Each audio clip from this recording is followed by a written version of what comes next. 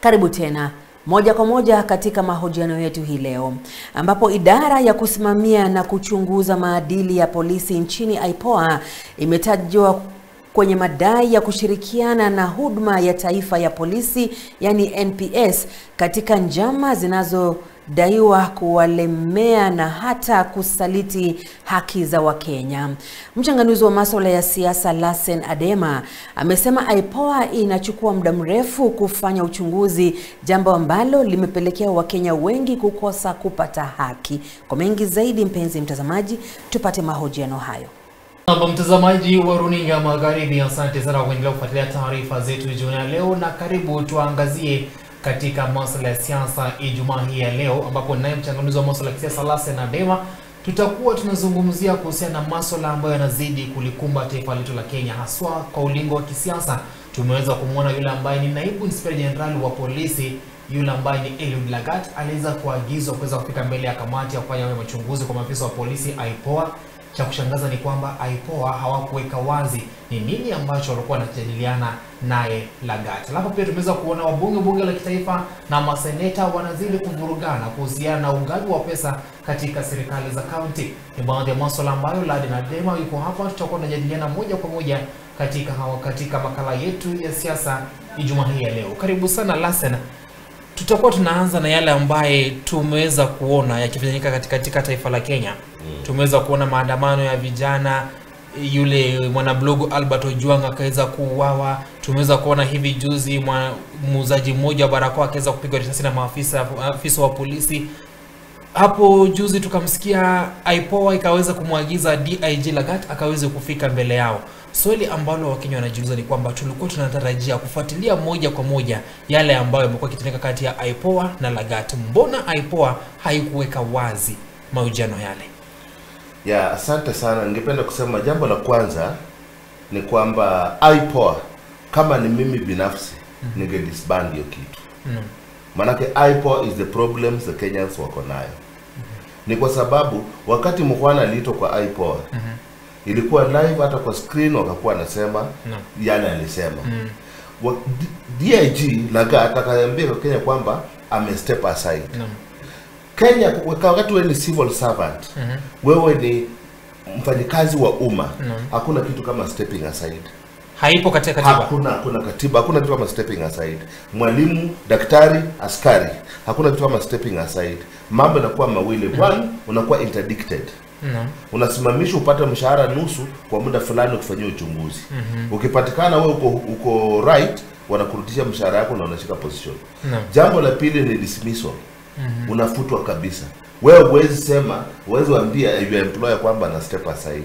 Kwa hivyo unakuja unaangalia kwamba IPOA ambayo inajua sheria ni a body ambayo imekuwa cartel, imeshikwa kuja kuambia Kenya kwamba mbona wanakuja kuficha mambo ya Lagat alisema. Kwa sababu wakati Mukhwana alienda silikuwa live, wakati Talama alienda ilikuwa live. Wakati DIG anakuja wanaficha. Hatuweza tumemwonji for 2 hours. Wangekuja tuambie wanasema namna gani. Wakati una step aside, mbona alienda kama amevaa uniform? Akienda IPOA na full uniform, na alikuwa amesema 3 days ago kwamba step aside. Lakini stepping aside inamaanisha kwamba yeye bado ni DIG, ni vile tu hayupo katika ofisi. But sasa ndio nakwambia kwa mfanyikazi wa umma hakuna kitu kama stepping aside. When you step aside, you still have the powers. How do you step aside na wewe ni mwajiriwa? You don't step aside, you simply, your employer, the Police Service Commission, inakuinterdict. Once inakuinterdict, wewe as a DIG, wanachukua bunduki, wanachukua uniform zao zote, wanachukua badge, you remain a civilian. Na hayo ndio tuliona wale maafisa wa polisi ambao walikuwa wa kwanza kuweza kutimuliwa na Kanja, walikuwa interdicted. Kwa hivyo inaonyesha kwamba kama ni IG Lagat, nani alipaswa kuweza kumuondoa kazini? Kanja angerecommend kwamba akuwe interdicted kwa sababu ameshukiwa na kesi ya mauaji. Akisha recommend, the Police Service Commission Secretariat inaminterdict. Wanampa barua na anatoka ofisini. Wakati kwa anti-interdiction hauruhusiwi hata kuvaa zile uniform. Wewe ni raia sasa. Kwa hivyo angeenda pale katika mbele ya IPOA raia. Sio kwa gari ya serikali, sio na security. Mukhwana na Taalamu walienda kama wamevalia nguo za raia? Mukhwana na Taalamu walienda na raia. So walikuwa tayari wamekuwa interdicted. Naam. Walikuwa tayari wamekuwa interdicted. Mbona walienda na hapo? Kwa hivyo IPOA kuna ile kitu haifai isaidiwe Kenya. Ulisikia kuna wakati IPOA ilisema kwamba hawana nguvu za kushika na kuprosecute. Fine, kama hamna nguvu ya kushika na kuprosecute, mbona unafanya nini basi? Wakati ambapo kulikuwa na ule uchunguzi, IPOA na IG Kanja wakienda kutoa taarifa kuhusiana na mauaji yake Albert Ojwang. Wakenya walikuwa wanauliza inakuaje IPOA na National Police Service zinakutana kwa press at the same time? Ni nini ambacho walikuwa wanajadiliana? IPOA is an oversight body. Ndio nakwambia they have gone to bed with the police service. IPOA is supposed to give oversight service, kuangalia kwamba hili limefanyika nzuri, hii ni mbaya. Wakati wanakutana kwa mahali pamoja kupeana information, na hata information ile Kanja alipeana ilikuwa very much contradicting. Mkwana alikuja akasema hiyo vitu alisema ni uongo. And he ended up eventually pia naye kusema it is true, now this is now the information. Kwa sababu Ojwang alikufia kwa police cell Kasarani, sio hospitali. Wakati hospitali kuja na kujitoa ndani, kasema hapana, mpaka wakapeana CCTV footage.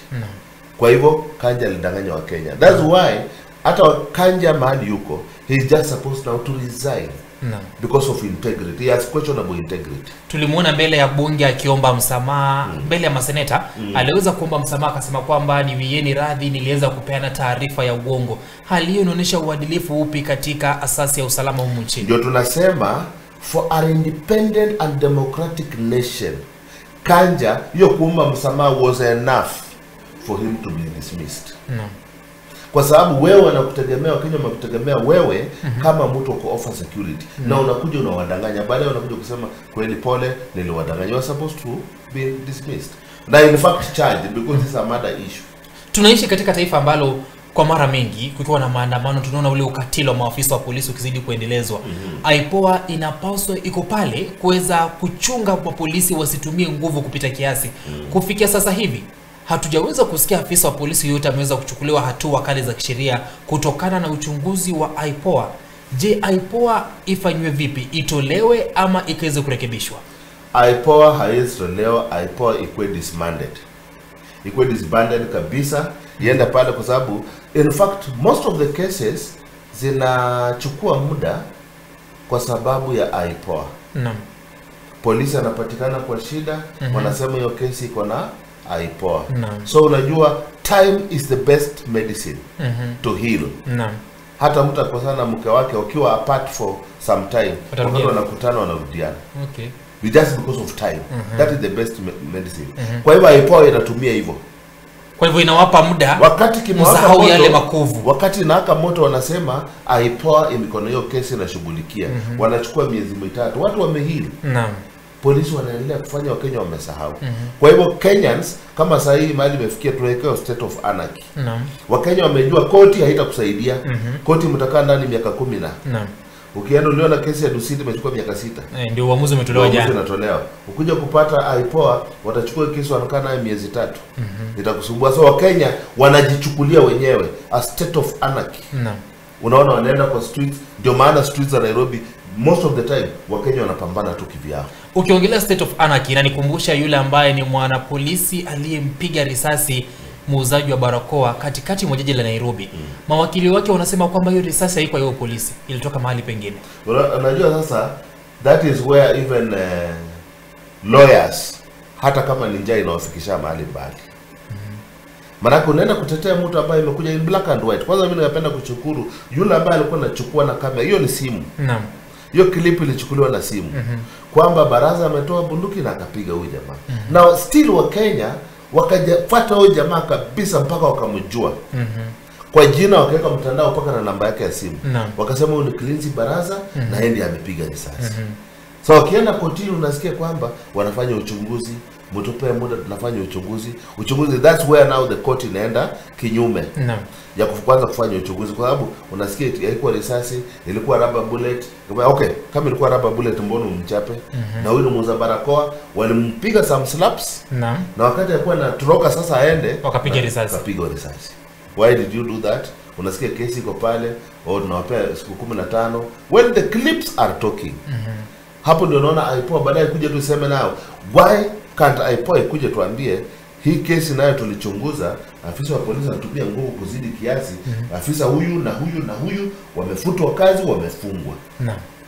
Tukizidi tu kuongelea about asasi za serikali. Tumeweza kuona hapo jana maseneta na wabunge wa bunge la kitaifa wanaonekana ni kana kwamba wanalumbana kuhusiana na mgao wa pesa serikali za kaunti.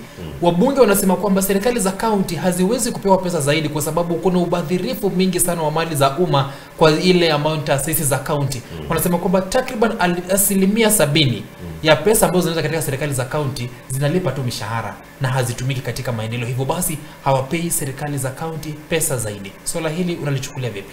Mimi ningependa kusema hivi, wakati waleta mambo ya counties, majimbo hizi, it was a very good idea. Lakini wakati hata watu walikuwa wanaenda kwa uchaguzi ya 2003 2004, wakati alisema was it not 2017 2017 wakati kulikuwa naanza uchaguzi, wakianza mambo ya majimbo ya counties 2013 it was a very good idea ya ambayo ingesaidia wa Kenya. Lakini as it is now, counties hakuna kitu inasaidia wa Kenya. Manake hawa governors na MCS na hao mawaziri wameweka wa counties, ni pesa ile kuja na hao wana lead to flash life. Umeona leo gazeti linasema counties za anasa. Wanasikia wameenda ngambo, kienda na ngambo, kwani mtu aenda na bibi yake? Si anaenda na warembo. Mtu anasafiri na warembo hata wawili kwa ndege. Wanaenda kule. So pesa ya county inaharibiwa. Na wabunge nao kitu inasumbua tu na roho chafu. Manake mbunge bila CDF hakuna mbunge. Hakuna mbunge. Hata utamuona. Ni pesa CDF inampea kiburi. Kwa hiyo pesa oversight authority, kwa hiyo pesa pia haina. Ndio maana mbunge ana complain kwa nini? Who is the key oversight authority kwa county government? It is the senators. Na senators wamependekeza magavana waongezwe pesa. Waongezwe pesa. Kwa sababu mbona wabunge wanakataa? Play the oversight part ya county government. Na mbunge ani national government. Sasa mbona mbunge anasikia vibaya pesa inakuja kwa county government? Ni kwa sababu the governors are becoming more powerful on the ground than him. Kwa hivyo ni vita za ground. Vita za ground because of ubabe tu wa pesa. Ni ubabe tu wa pesa kwa sababu indeed on the county government we need the money. The county governments have a lot of employees and duplication of roles. Ziko county government mingi, and then these people are leading a very flashy life. Unasikia governor anaenda kuangalia mahali hospitali miradi vile inaendelea, anatumia zaidi ya milioni 2. Kwenda tu kuangalia hospitali imekaaje, facility, watu wapige makofi ya kunywa chai na atoke. Milioni 2. Ili hali kama governor hangeenda pale, angechukua milioni 2 wanunue madawa ipelekwe pale.